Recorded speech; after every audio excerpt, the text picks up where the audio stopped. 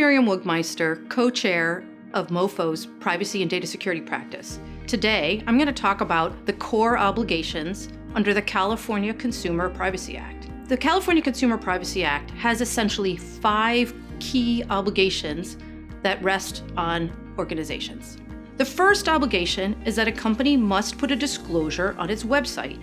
That disclosure must include the rights that individuals have under the CCPA, the information that a company collects from an individual, as well as the personal information that a company sells to third parties. A company must also disclose what information it has disclosed to third parties in the last 12 months. And the privacy policy must be updated every 12 months. The second obligation a company must abide by is that it must honor the requests that individuals make with respect to access and deletion. That means that a California resident has the right to ask a company what information the company holds about the individual and what information the company has shared about the individual.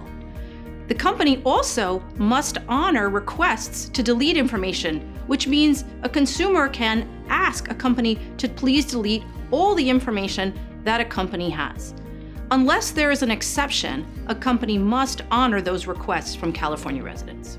The third obligation that a company must meet is if an individual asks to opt out of the sale of personal information, companies must honor that request as well. Remember that sell does not mean sale in the way we typically think about that language when we're speaking. Sell under the California law means any exchange of personal information for something of value. Therefore, it's a much broader interpretation of sale than what one would typically think.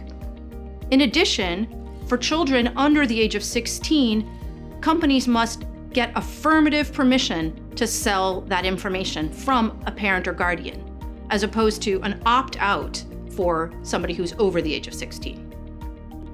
The fourth obligation is that a company must have an agreement in place with its service providers. This is not really a new obligation because we do have other states that require that companies have agreements with service providers, but the CCPA does add additional complexities and obligations that go beyond what other states have in place. Finally, companies cannot discriminate against individuals for exercising their rights under CCPA. What that means is that if an individual chooses to access her information or delete his information, a company cannot charge that individual more for a product or service. Thanks so much for listening. Please see our other videos in this series relating to CCPA.